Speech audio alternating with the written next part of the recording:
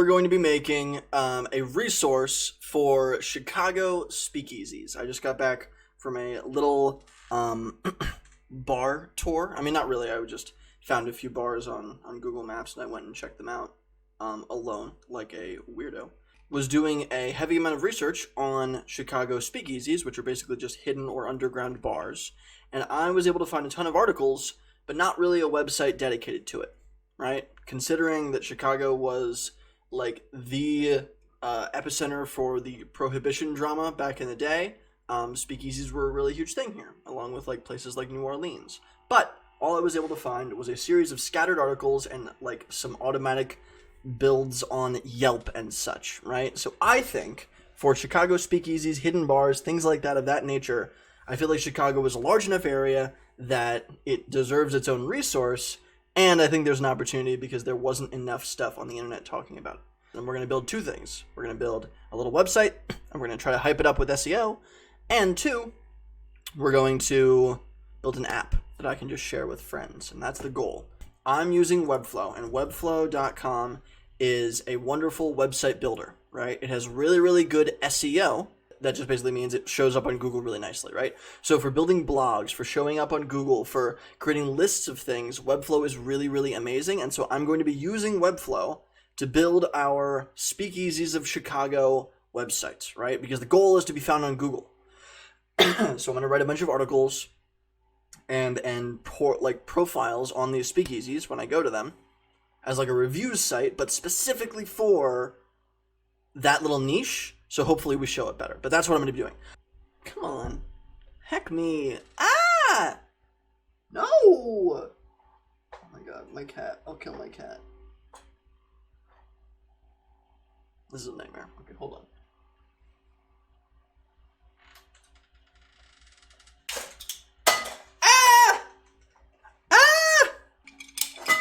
My cat! Child! Oh, God. Why do you do this to me? This episode will be called Chicago Speakeasies and Cat Murder. I changed, instead of photos, it to the list, right? So now we have 3 pages. We have the blog, the about page, and the list, which is this one right here. We renamed it Chicago Speakeasies. Great. And now this is all in a database, right? All these little elements, these photos, which is what the template was designed for, are in a database. And the database you can access here on the left in the CMS little tab, right? So we have 2 databases, blog posts, which I will remap a little bit in a second, and then speakeasies. And speakeasies, I remapped from photos, right? So I'm just going to make this a list of speakeasies. So right now cat, get away. I'm remapping how the database looks and what data it needs for each little bit. What does this database need? It needs a name, absolutely, a slug. I'll say name of bar. Name of bar, a slug, a thumbnail image, absolutely. I will go and I'll take photos.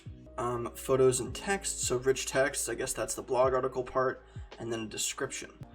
Ironically, in trying to make less work for myself by doing a web scraper, I am spending more time. Now, if this works, it looks like I'm coding. Looks like I'm doing hacker man things. I want to add a switch for bars that I have actually visited, and speakeasies that I've actually been to, and ones that I have not been to. I've only been to I think 6 or 7 now, out of the almost 40 that I have in the list. And so I want to put on the website if we've personally reviewed it or not. Oh, I'm doing it. I'm gonna do the stupid stuff. And this one will be called, just so I can do some data work on the actual CSV that downloads from Appify. Because when it's done here doing Hackerman stuff, it's gonna let me download a CSV file, which is just, and I'm gonna paste all that into the Google Sheet and then reformat it so that I can import it to Webflow really nicely. And that'll make sense in a little bit. And we'll use this Google Sheet, Chicago Speakeasies, as the base for the Glide app, because I also want to build a little Glide app. Now that's fun. So this works fine. Now while we're waiting for this, I need to go and change maybe the About page. Hidden stuff is cool. Hi, my name is Max, and I started this vlog because I like hidden bars.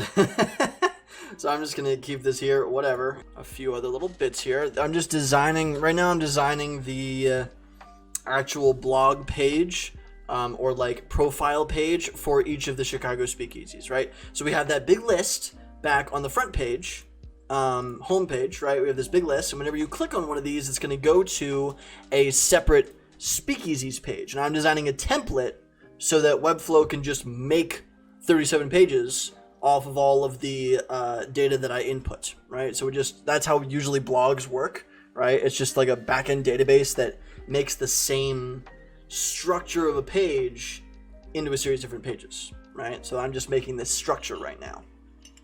Address, hours of operation, type, title. I don't think we need this down here, but I would like a button. I'll put a button down here, and this button, get URL for speakeasy, is going to be the Google Maps link, open in a new tab, and it's going to say, check on Google Maps. My god, I'm getting so distracted. Okay, so we have all our data, we have the domain name. Let's go and add everything and upload it to our speakeasies list. I don't have any images, which is a shame. I guess we'll just hide the images for now. But I will go and I will take images of every place. That'll be fun. Okay, now I'm going to import the data that we have. So I cleaned up all the data. We got it off of Appify. We downloaded it. I cleaned all the data up because it gave us a ton of unnecessary stuff. Now we have all this data of all the places that I have saved, plus some. There's some that I haven't been able to weed out. So I need to upload all this data directly to Webflow. And then also Glide. So now we can go to Glide and we can call this Chicago Speakeasies. Google Maps link, temporarily closed, do not import, street, map to existing field, address, the Whistler, map to existing field, name of bar, website. Importing the data. Oh yeah.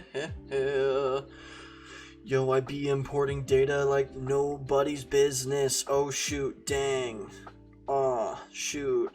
Yeehaw, dang heck. Oh my gosh, look at this. Hell yeah. Ooh, ooh. I'm trying to just publish the items so that they actually show up on the homepage in the editor. And once they show up on the homepage in the editor, I can edit them. And since I don't have photos right now, I'm just going to use titles, and we're going to work with that. This looks fine. Actually, this works pretty well. But I might just want to make it like one big clean list. Ugh, now we're getting into design again because I'm ridiculous. Okay.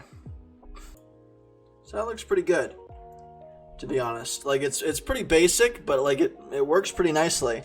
And so we don't have all the data filled in, right? We need to go and we need to make I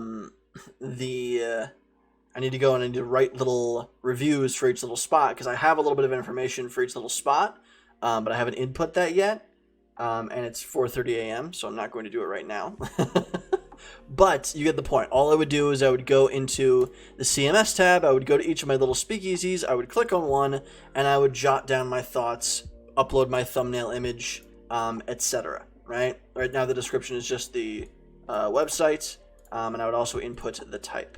So, and I would input whether or not I personally reviewed it. But now all the data is set here for me if I ever, like, once I can go and edit this, right? The setup is at least good.